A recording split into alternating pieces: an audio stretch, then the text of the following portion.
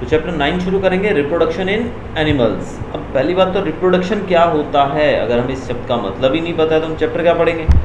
तो एनिमल्स तो ठीक है, लेकिन रिप्रोडक्शन का मतलब होता है अपनी ही तरह के ऑर्गेनिजम्स को पैदा करना।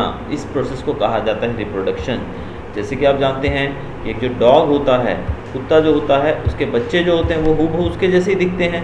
तो उसके बच्चे जो जन्म लेते हैं, इसी को रिप्रोडक्शन कहा जाता है। हर एक जो प्राणी है वो अपनी ही तरह के दूसरे प्राणियों को जन्म देता है, इसको हम बोलते हैं रिप्रोडक्शन। भले उसमें मनुष्य की बात करें, भले फिर पशु पक्षियों की बात करें, भले शेर चीते ले लो, भले हाथी ले लो, कोई भी प्राणी ले लो, वो सब रिप्रोडक्शन शो करते हैं।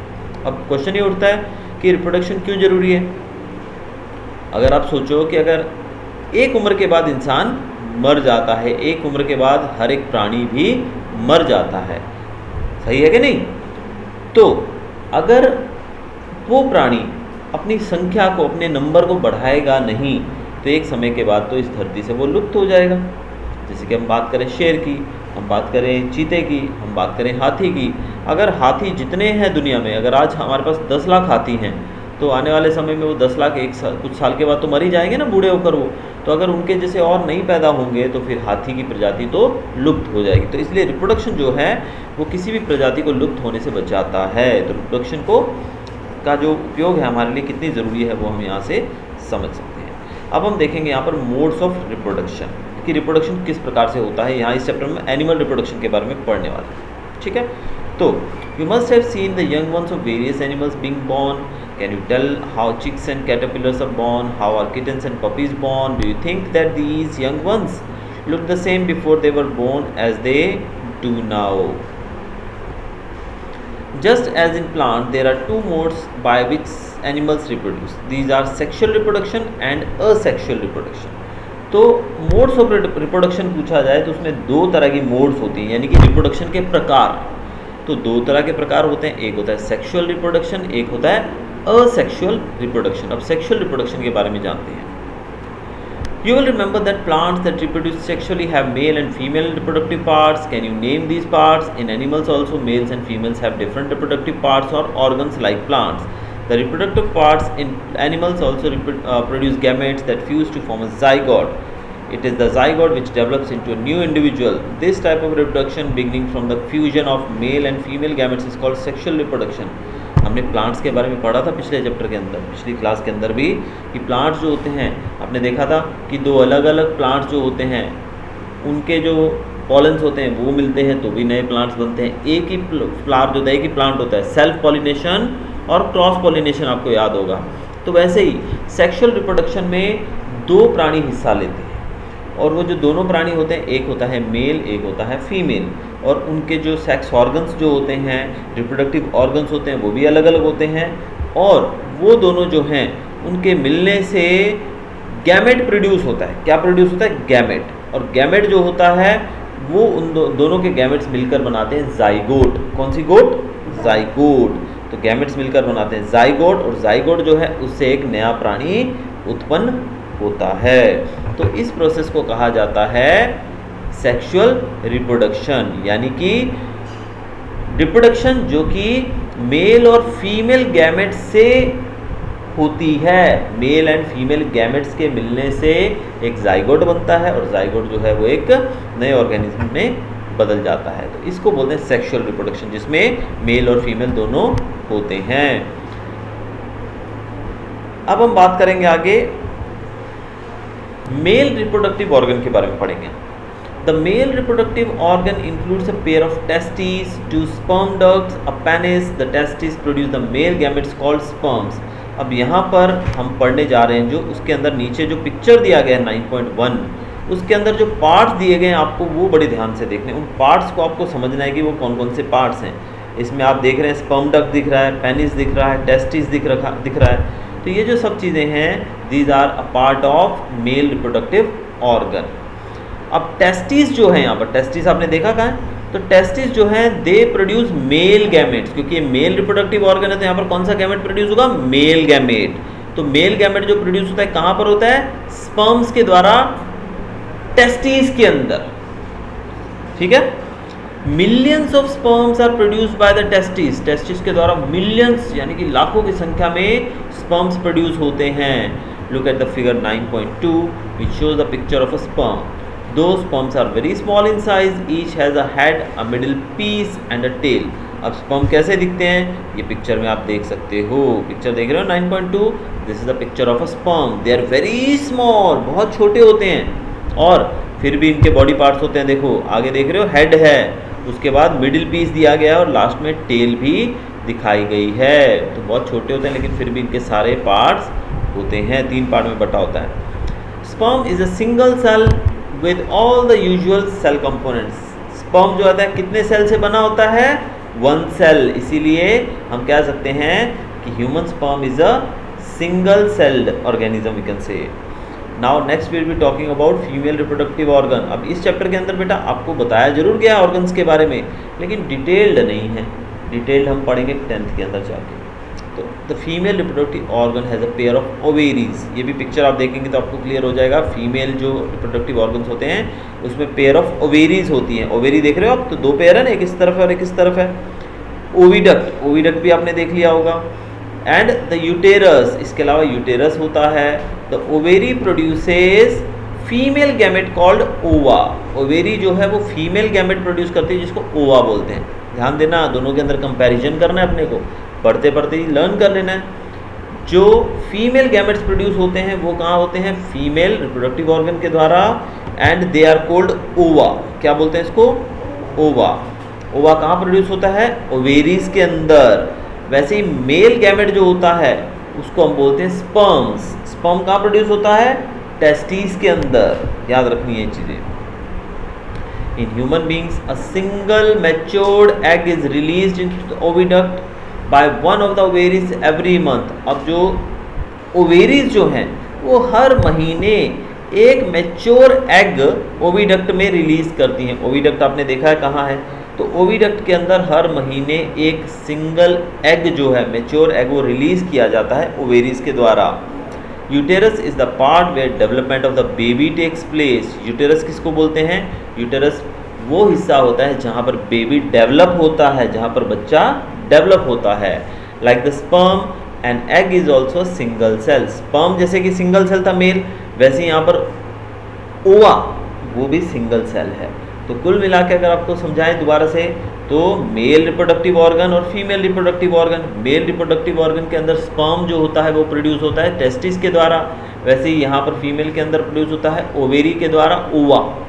अब ओवा और जो स्पर्म है जब ये मिलते हैं दे फॉर्म जाइगोट, और जाइगोट जो है फिर वो एक न्यू ऑर्गेनिज्म में बदल जाता है। यहाँ पर आप पिक्चर देख रहे हैं 9.4 जो है वो एक ह्यूमन ओवम का पिक्चर है, और जो सेंटर में आप देख रहे हैं इसको बोलते हैं न्यूक्लियस।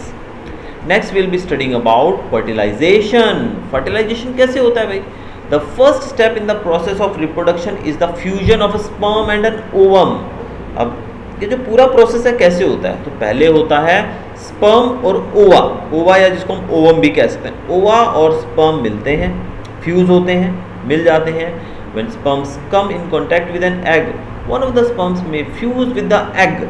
अब देखो जो स्पर्म्स हैं जब वो एग्स के कांटेक्ट में आते हैं, हमने देखा ना कि हर महीने ओवेरी के द्वारा एक एग मैच्योर एग दिया जाता है। अब जब ये स्पर्म उस एग के कांटेक्ट में आते हैं तो ये एग जो है उसको वो फ्यूज़ कर देते हैं। स्पर्म्स क्या करते हैं? वो एग को फ्यूज़ कर देते हैं, यानी कि उसके साथ कुछ ऐसे चेंजेस होते हैं। And such fusion of the egg and the sperm is called fertilisation, यानी कि वो मिल जाते हैं हम बोले तो इस प्रोसेस को कहा जाता है fertilisation. During fertilisation the nuclei of the sperm and the egg fuse to form a single nucleus. यहाँ पर nuclei of the sperm, sperm का न्यूक्लियाई है वो, और एग का जो न्यूक्लियाई है वो दोनों मिलकर सिंगल न्यूक्लियस बनाते हैं। इनकी दोनों अलग अलग न्यूक्लियस होते हैं लेकिन दोनों मिलकर एक ही न्यूक्लियस बना देते हैं, और इस तरीके से क्या बनता है? जाइगोट। क्या बनता है? जाइगोट। जाइगोट को हम दूसरी भाषा में फर्टिलाइज्ड एग भी कह सकते हैं। क्या कह सकते हैं? Fertilised egg. यहाँ पर आप पिक्चर देख रहे हैं फर्टिलाइजेशन कैसे हो रहा है। ओवम दिख रहा है आपको, स्पर्म दिख रहा है। तो स्पर्म जो है जब वो ओवा के कांटेक्ट में आते हैं, ओवम के कांटेक्ट में आते हैं तो वो फ्यूज हो जाते हैं और बन जाता है जाइगोट। ठीक है।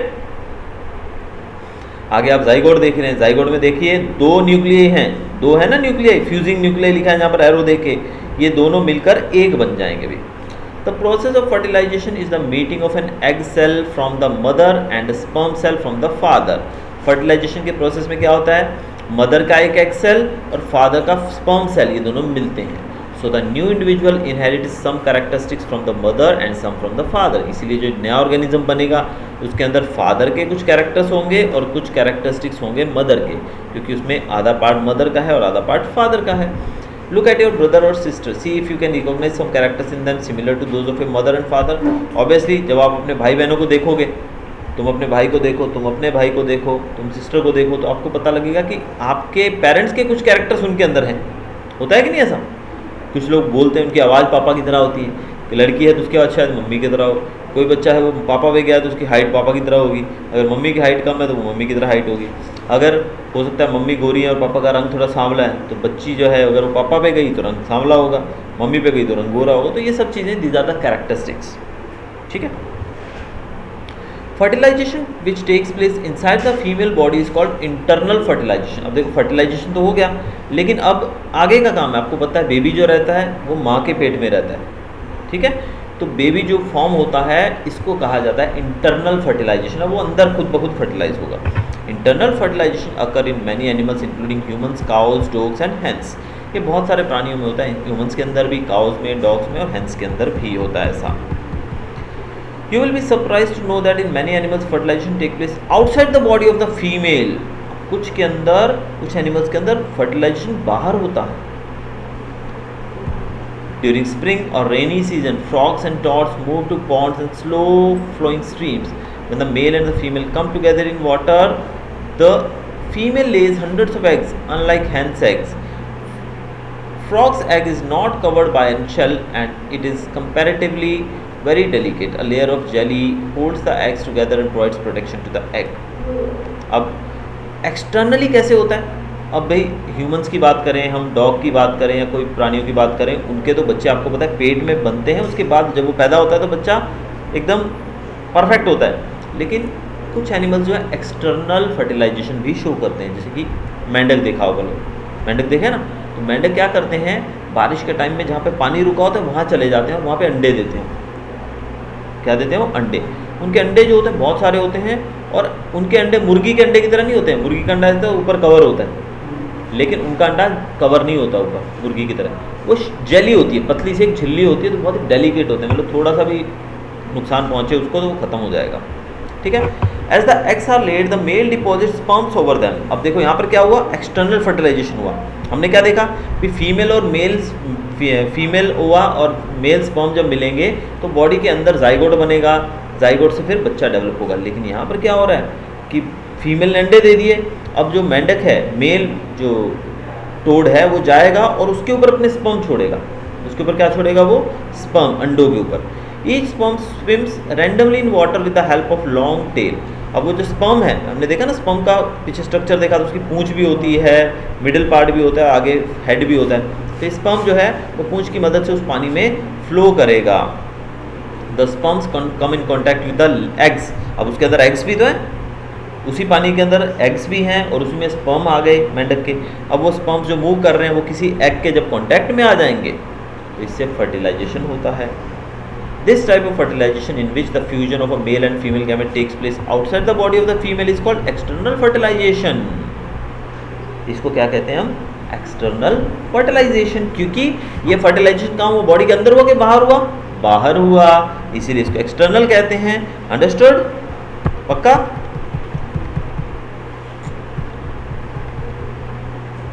आगे हम पढ़ेंगे development of an embryo. Embryo का डेवलपमेंट कैसे होता है?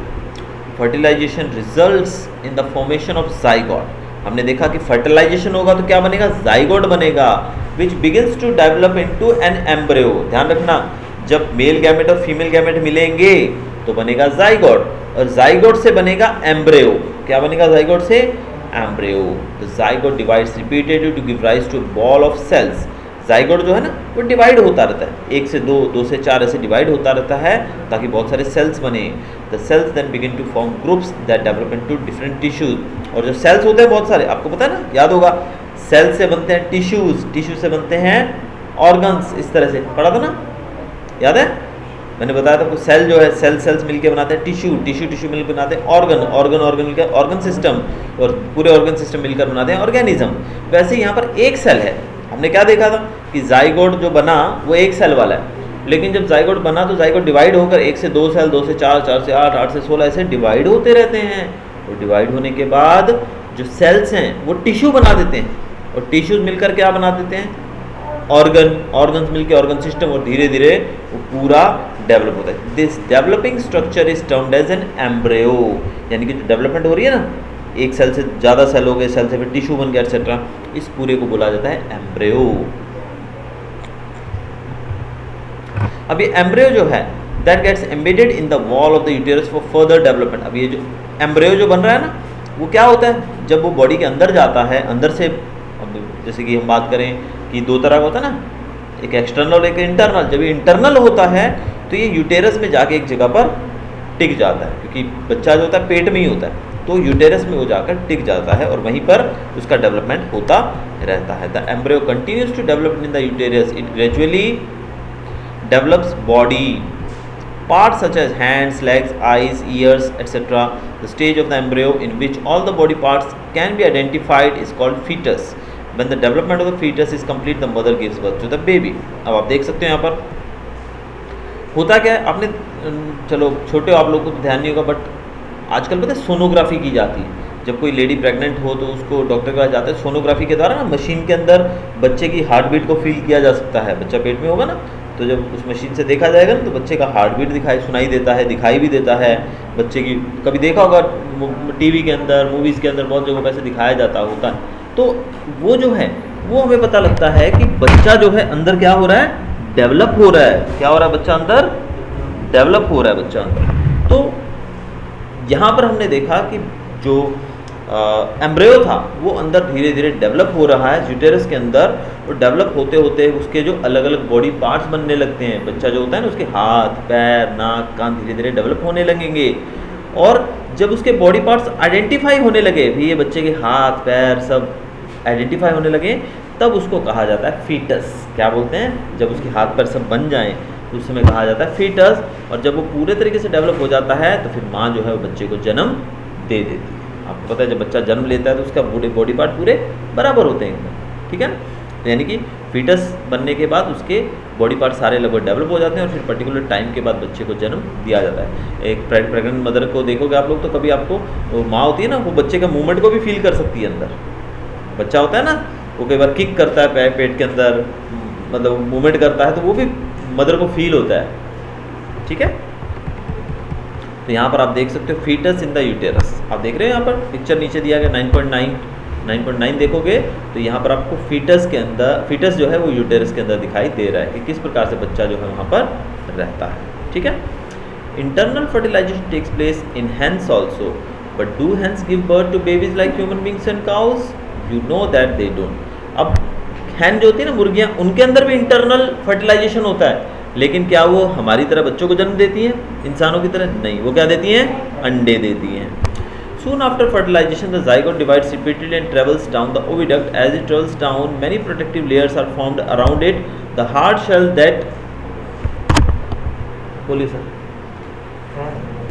As it travels down, many protective layers are formed around it. The hard shell that you see in a hen's egg is one such protective layer. After the hard shell is formed around the developing embryo, the hen finally lays the egg. The embryo takes about 3 weeks to develop into a chick.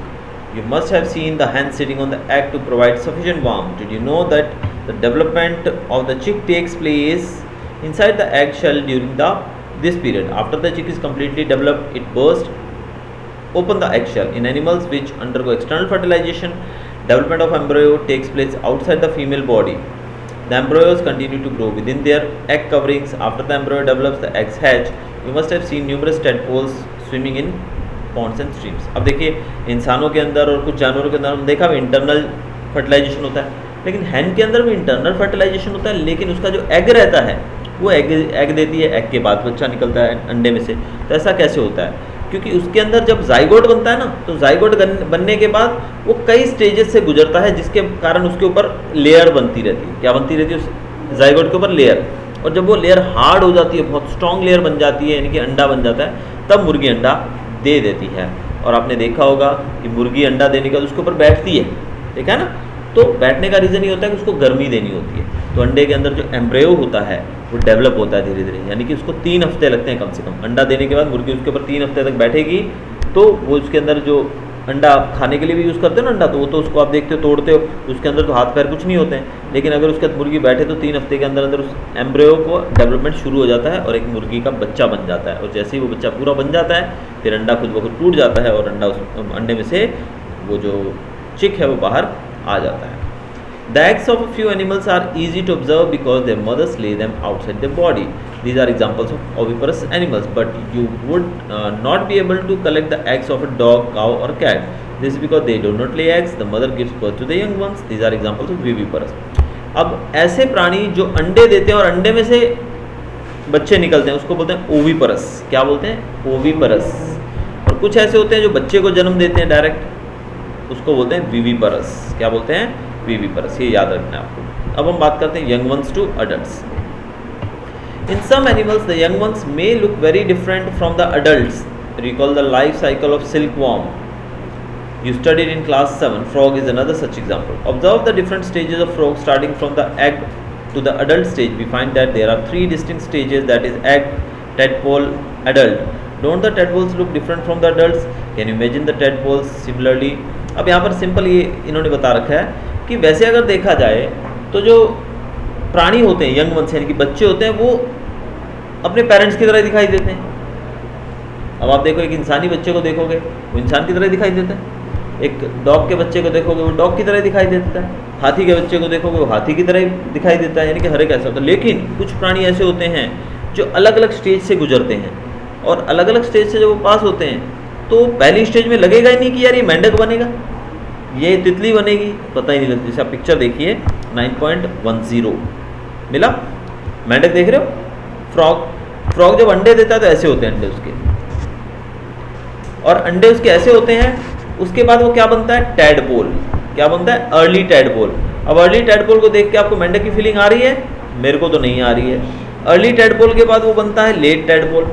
अभी लग रहा है मेंढक, fish की तरह लग रहा है, मेंढक नहीं लग रहा है अब। लेकिन टैडपोल के बाद वो लेट टैडपोल के बाद क्या बन जाता है? वो मेंढक बन जाता है। तो ये यानी कि 3 स्टेजेस आप देख रहे हो यहाँ पर। तो यहाँ पर हमें वो कहीं भी मेंढक की तरह दिखाई नहीं देता है, ठीक है। You must have seen a beautiful moth emerging out of the cocoon. In the case of tadpoles, they transform into an adult capable of jumping and swimming. The transformation from larva into an adult through drastic changes is called metamorphosis. अब एक अंडे से एक frog बनने का जो सफर होता है ना, अंडे से क्या बनेगा? टैडपोल, अर्ली टैडपोल, फिर लेट टैडपोल और फिर फ्रॉग बनेगा। इस प्रोसेस के अंदर जो चेंजेस आते हैं इसको कहा जाता है मेटामॉर्फोसिस। याद रखना है आपको, इंपॉर्टेंट क्वेश्चन है ये। What about the changes that we observe in our body as we grow? Do you think we do undergo metamorphosis? In human beings, body parts similar to these present in the adults are present from the time of birth. अब आगे देखेंगे हम asexual reproduction. तो ये हमने जो यहाँ तक पढ़ा ये क्या था? सेक्सुअल रिप्रोडक्शन था। Asexual reproduction. We have learned about reproduction in some familiar animals, but what about very small animals like Hydra and microscopic organisms like amoeba? Do you know how they reproduce? Let's find out. In each Hydra, there may be one or more bulges. These bulges are developing new individuals and they are called buds. अब देखिए हमने जो पढ़ा sexual reproduction, उसमें 2 प्राणी हिस्सा लेते हैं, लेकिन असेक्सुअल रिप्रोडक्शन के द्वारा ऐसे प्राणी जो छोटे छोटे होते हैं, यानी कि सिंगल सेल्ड ऑर्गेनिजम्स जो होते हैं, अमीबा हो गया, हाइड्रा हो गया, ये कभी भी 2 मेल और फीमेल नहीं पार्ट लेते हैं, ये एक में से ही दूसरा बन जाता है। कैसे?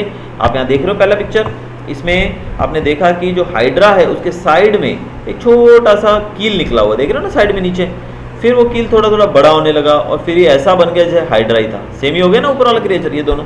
तो इस तरीके से जो लोअर पार्ट आप देख रहे हो इसको बोलते हैं बड। क्या बोलते हैं? Birds. Recall the presence of birds in yeast. In Hydra too, the new individual developed as outgrowth from a single parent. This type of reproduction, in which only single parent is involved, is called asexual reproduction.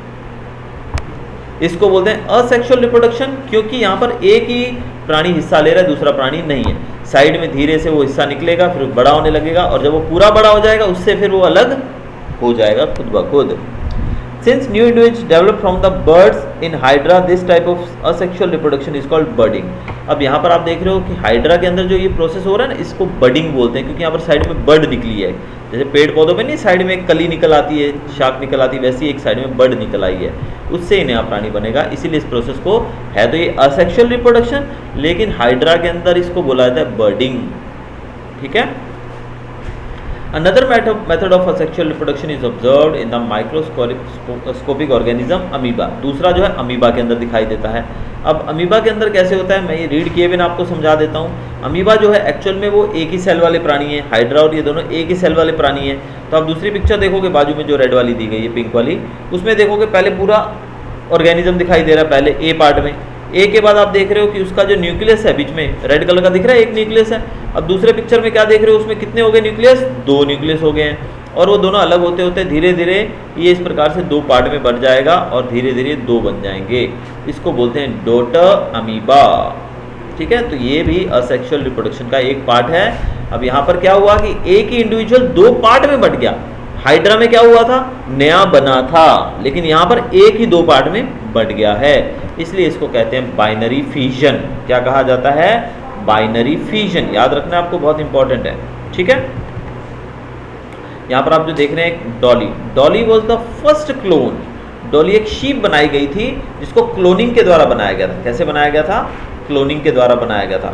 Now during the process of cloning Dolly, a cell was collected from the mammary gland of a female fin dorsate sheep. Simultaneously, an egg was obtained from a Scottish black-faced eve. The nucleus was removed from the egg. Then the nucleus of the mammary gland cell from the fin dorsate sheep was inserted in the eggs of the Scottish black-faced eve, whose nucleus had been removed. The egg thus produced was implanted in the Scottish black-faced eve. अब यहाँ पर बताया गया, देखो 2 प्राणियों को लिया गया, एक था फिन डॉर्सेट शीप, देख लो ना, और दूसरा कौन सा था, स्कॉटिश ब्लैकफेस ईव। अब इन दोनों को जो गैमेट बनाए, दोनों के गैमेट लिए गए और उन दोनों के गैमेट लेके फिर इसकी बॉडी में इम्प्लांट कर दिए गए। क्या कर दिए गए, इसकी बॉडी के अंदर इम्प्लांट कर दिए गए एक शीप के, फिन डॉर्सेट की बॉडी के अंदर, और फिर एक नया प्राणी इसमें से पैदा हुआ। जाइगोट से आपको पता है क्या बनता है, जाइगोट से एम्ब्रियो, एम्ब्रियो से ऑर्गेनिज्म। तो यहाँ पर जो डॉली आप देख रहे हो, ये डॉली इस तरीके से बनाई गई एक शीप है। तो Dolly was the first sheep that died in February 14th, died on February 14th 2003 due to certain lung disease. इसको लंग डिजीज हो गया था, इस कारण से इसकी मृत्यु हुई 2003 में। Since Dolly several attempts have been made to produce cloned mammals, however many die before birth or die soon after birth. The cloned animals are many a times found to be born with severe abnormalities. अब actual में क्या होता है, this is a natural process. अब देखो, इंसान का जन्म लेना और मृत्यु होना ये नेचुरल प्रोसेस है, ये हमारे हाथ में तो नहीं है ना बेटा। अब अगर हम सोचें कि भी कोई व्यक्ति सोचे भी मेरा बच्चा तो भी 6 फुट हाइट का होना चाहिए, वो खुद कुछ नहीं कर सकता उसमें। क्यों? क्योंकि वो सब डिपेंड करता है मेल और फीमेल गैमेट पे। उसमें हम लोग कुछ चेंज नहीं कर सकते। ये कोई मकान थोड़ी बना रहे, भी थोड़ा बड़ा बना लो, 10 ब्लॉक ज़्यादा ले लो, ईंटें ज़्यादा ले लो, बड़ा मकान बन जाएगा, अच्छा पेंट लगा दो और सुंदर दिखेगा। ये नेचुरल प्रोसेस है, तो यहाँ पर हम छेड़छाड़ नहीं कर सकते हैं। लेकिन इसी प्रकार से फीमेल और मेल शिप को लेकर दोनों को गैमेट बना के उसकी बॉडी में स्टिक कर दिया गया था। लेकिन इस तरीके से जो एनिमल्स प्रोड्यूस होते हैं, जैसे कि पहली शीप बनाई गई थी, इसका नाम था डॉली, इसको क्लोन्ड शीप कहा जाता है, क्लोन करके क्लोन किया जाता है, कॉपी बोलते हैं एक तरह से। इसकी मृत्यु 14 फरवरी 2003 को हो गई थी। अब ऐसे प्राणी बाद में भी कोशिश की गई बनाने की, लेकिन क्या होता है कि जब ऐसे प्राणी बनाए जाते हैं, या तो जब वो पैदा होते हैं तो उनके अंदर कोई ना कोई कमी होती है, एबनॉर्मेलिटी होती है, या फिर कोई ना कोई बीमारी होती है। इस कारण से ये प्राणी ज़्यादा जिंदा नहीं रह पाते हैं। तो ये चैप्टर हमारा पूरा हुआ। अब हम इसके क्वेश्चन आंसर्स भी दूसरे वीडियो में ज़रूर देखेंगे। Till then, good bye.